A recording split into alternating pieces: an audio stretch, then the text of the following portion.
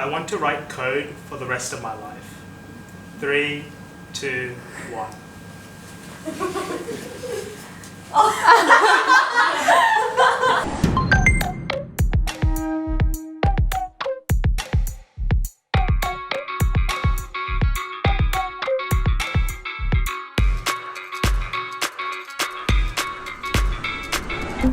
I believe a starting salary of $150,000 is too high for a software engineer. 3, 2, 1.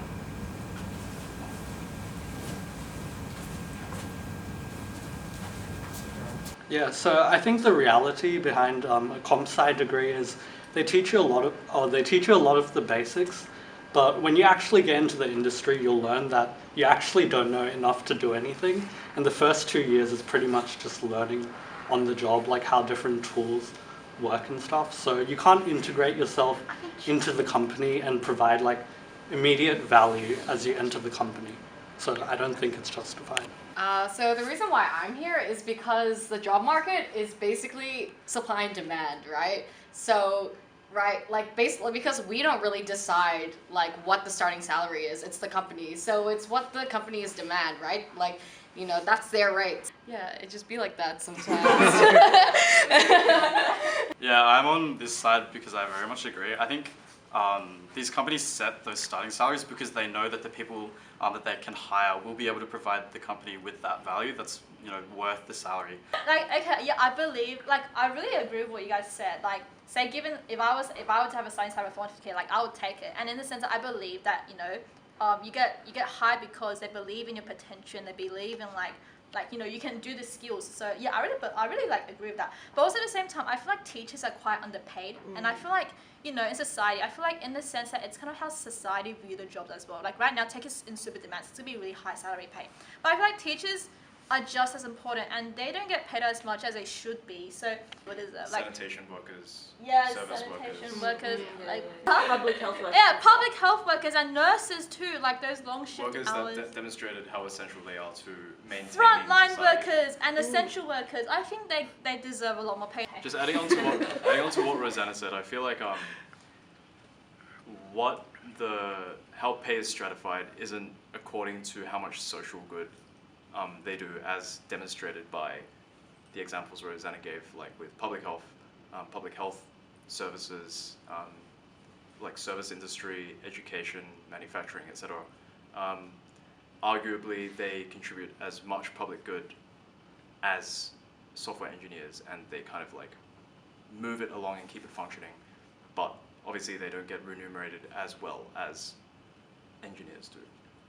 I believe diversity should be a priority in tech companies. 3, 2, 1.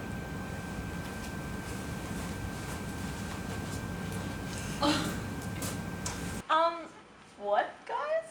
Okay, like, sure, you want to like make sure that there's no like racism or anything, but I don't know, you just hire based on merit, right? Like, not, oh, we need this many people from like this culture or this many people from this gender, but more just like we shouldn't look at their background like that.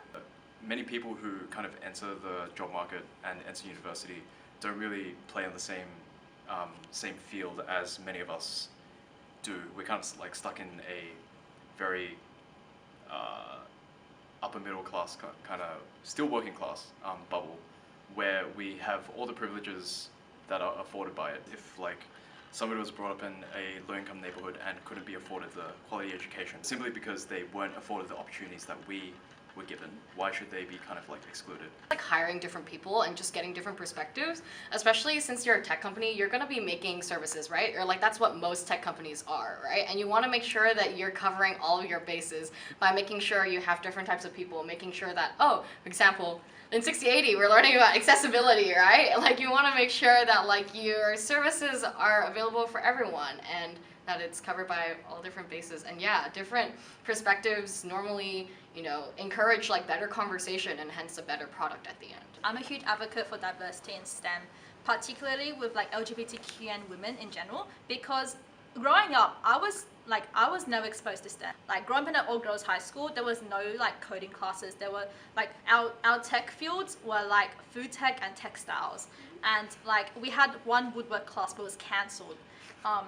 And it was just the exposure that girls get to STEM is not enough. So how can you say that it's an equal level playing field when they don't even get exposure to begin with? And I'm not disagreeing hiring based on merit. I think merit is very important, but I think that diversity is just as important. I think it's just inspiration, also having role models to other people who are not that like certain demographic of like leaders. So I was mainly looking at the actual hiring process. I think, the actual hiring process these days, people want to say that they have great culture in the company. So they arbitrarily, if they can choose people, they'll prefer someone who's female or queer or things like that, almost like a quota. And that's not really what we want. You can't say that and then claim, oh, we have good culture here. But in terms of actual education and accessibility to education, they're right. I'd go on that side for that. I value company culture over the technical challenges at a company. 3, 2, 1. Can't say anything, right? Yes. Can we hear? No. Very online.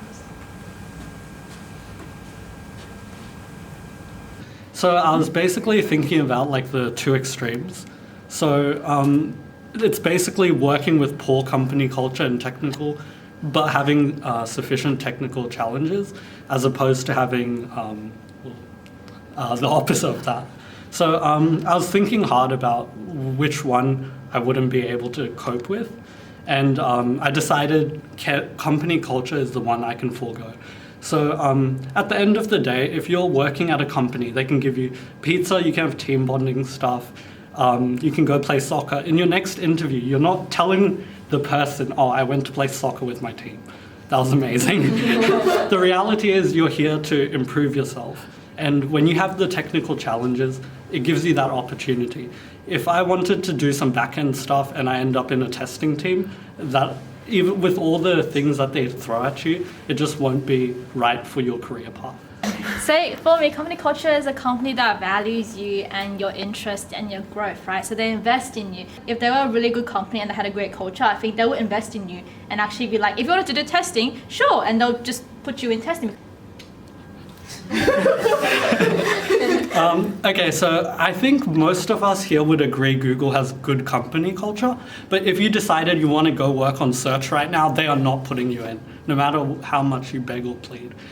A lot of the companies, they just can't afford to do that. And there are different companies where it's not so much the sector that you're in, it's more that what you want to work on is just not the right thing for where they're headed. If you want to do back-end, but you want to do it using some other technology, they won't be able to accommodate that, no matter what you want, despite the company culture. Do you want to head to the back? Oh, yeah. I can go to 5. Skip. Should we fill in comments? You don't need a CSE degree to become a software engineer. 3, 2, 1.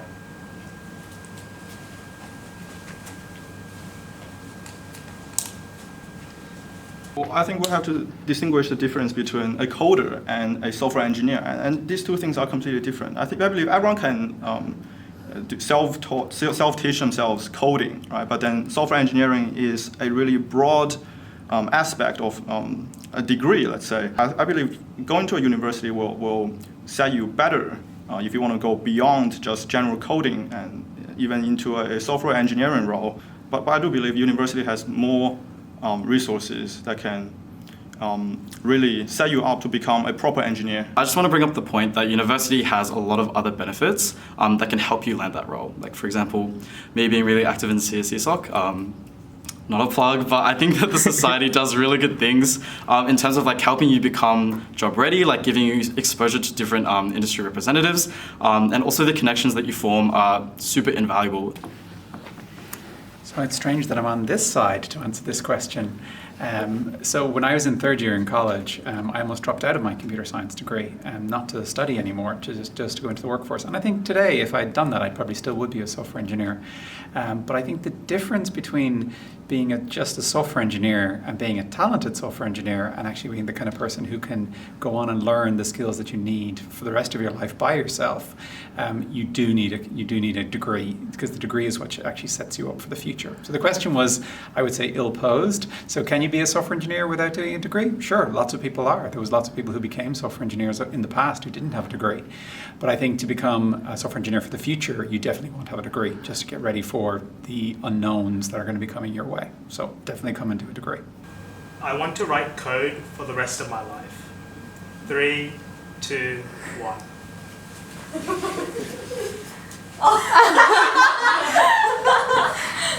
So I guess we'll start on that. So I think it's different for me because I'm an academic. So I'm always being exposed to new programming languages and I'm always teaching new things. So right now I'm teaching Eng 1811, for example. So I'm just setting up the assignment for the students. I'm coding just this afternoon to actually come up with something exciting and interesting. And the first practical I did, I tried to make sure that it was related to COVID. So I was trying to come up with an idea for something that the first years would actually enjoy and see why they actually want to use programming languages to analyze data and then think about what they're going to be using that for in the future.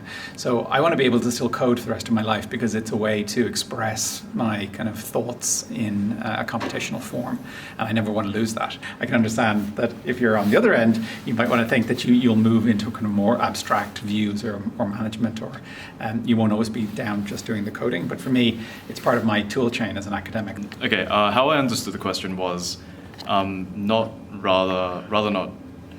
do I want to code for the rest of my life, but do I want to be coding as a profession for the rest of my life? I definitely agree with what Mr. Quigley's? Aaron said about coding being like a part of a tool set that for any future career. Personally, I don't really want to be in a code monkey for the rest of my life, but coding is an essential part of the toolkit. I think that I do enjoy coding. I love the problem solving aspect of it, but I don't see myself being a senior principal technical software engineer in Atlassian or Google.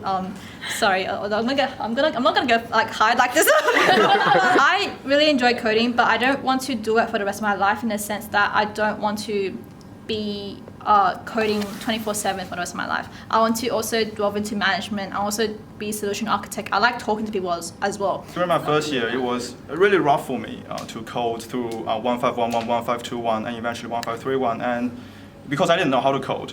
But then as I move forward, I've been discovering the beauty of writing clean code and writing more logical code. But so far right now, I would love to continue discovering the art of coding. And that's my thoughts right now. It might change later. I guess the question is more about what coding means to you.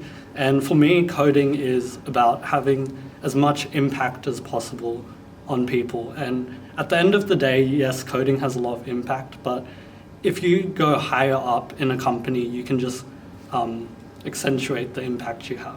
But do you remember the scene in the original Matrix where at one moment Neo just looks at the world and suddenly he just sees the binary pattern? Dang. Just his mind sort of changes and suddenly he can see it.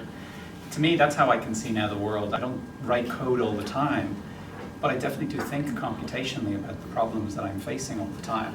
I never want to give that up, but I think kind of computationally and I think programmatically when I look at the problems that I'm solving. So I still, even though I suppose there are many days that go by that I won't necessarily write code, but I will think in terms of like what kind of computational support could actually I use to solve this problem. I think once you've all done your degrees, once you've all finished your degrees, I think there'll be that moment for all of you where you'll look at the problems around you and you will just see them through that sort of binary pattern. You'll suddenly again, and you can't unsee it. I have to say, once you can realize that, oh, oh, that problem, oh yeah, no, I can decompose this here, and I can actually get some data over there. I can do some processing here. I could find some libraries over there. I could bring it together, and I could get a team to kind of help me put this together. Even if you move up to senior management, you're still thinking computationally. You're still thinking about breaking it all down and gluing it all back together again with code and data. So yeah, there'll be a moment where your brain will switch. You'll flip, and you'll never be able to unsee the world. Yeah, thank you for inviting me along. It was nice to meet you all. Hopefully I haven't got COVID. Good luck. So are you going to cut this into a video?